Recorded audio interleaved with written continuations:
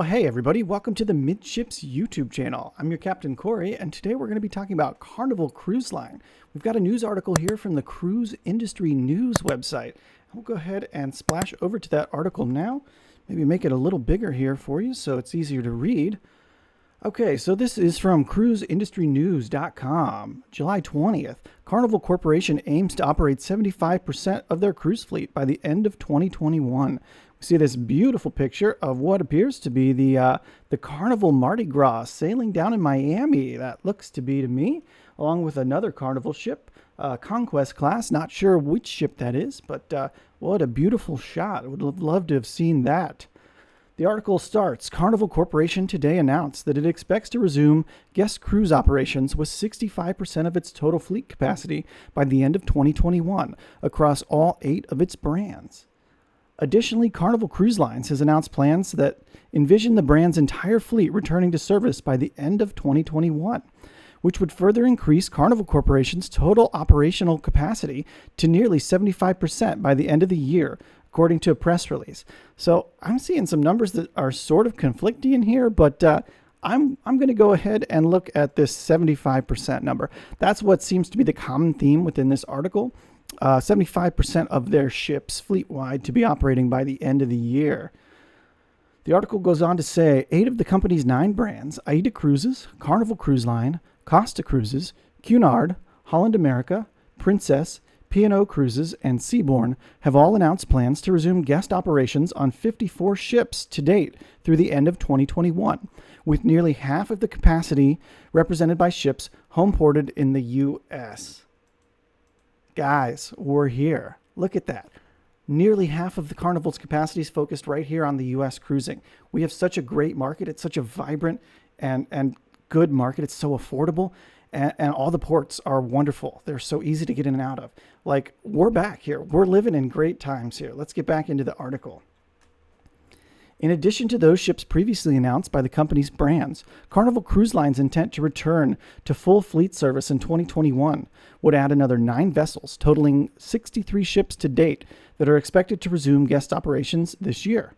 Further brand restart announcements are expected in the coming weeks, including resumption plans for more ships and itineraries for 2021.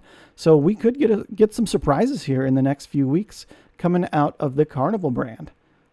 So we can go ahead and quickly touch on these lists here. The North American brands, Carnival Cruise Line resumed guest cruise operations with 3 ships to date, sailing out of 2 U.S. ports, Galveston and Miami, and has announced its intent to have 15 ships in operation by the end of October, and to have its entire fleet sailing by the end of the year.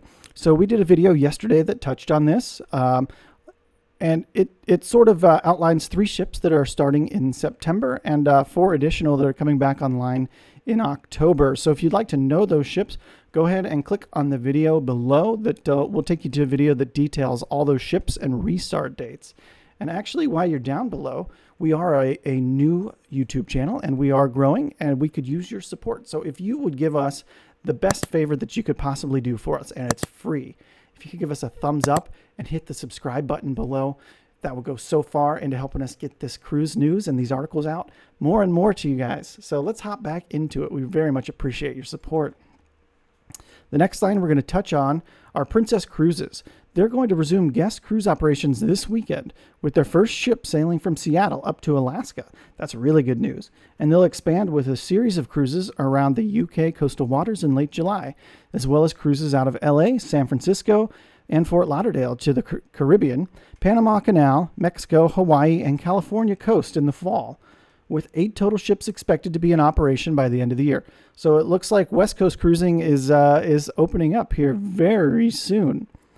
Holland America Line will resume guest cruise operations this weekend with their first ship sailing from Seattle to Alaska, followed up by sailings from Greece in August and from Italy and Spain later in September, as well as sailings to Mexico, Hawaii, California coast, and the Caribbean this fall, for a total of 6 ships expected to be in operation by the end of the year. Good work, Holland.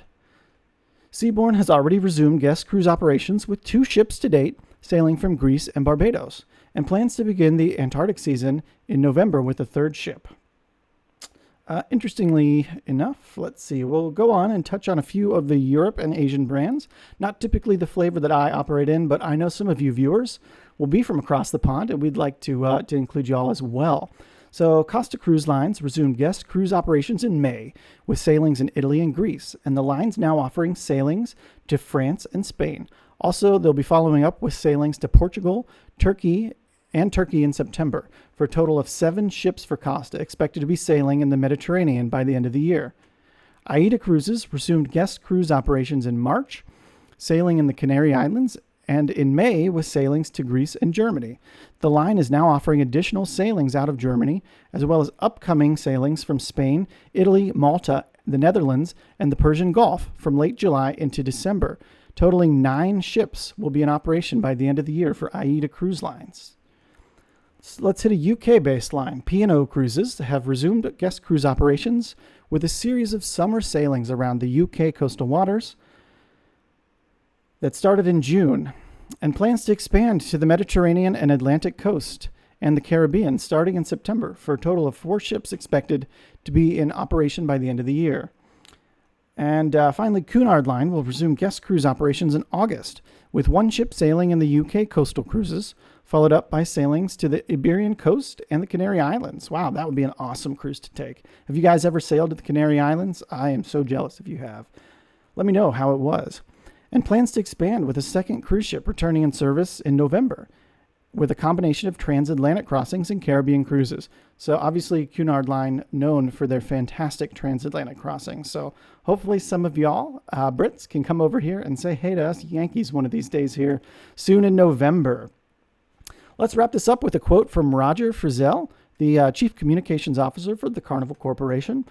Roger says, with a strong ongoing demand for cruising, we look forward to serving our guests with additional ships announced across 8 of our brands and nearly 3/4 of our fleet capacity returning by the end of this calendar year, marking an important milestone for our company and all those who rely on the strong economic impacts generated by the global cruise industry. He's not wrong. There are so many impacts so far beyond just the employees that are on these ships. And I know all these ports, these folks that live in these ports that rely on the cruise industry. Every time that you book and go to their port, you're helping support those jobs and those families there. So it's important that we who are able to afford to do so offer this support.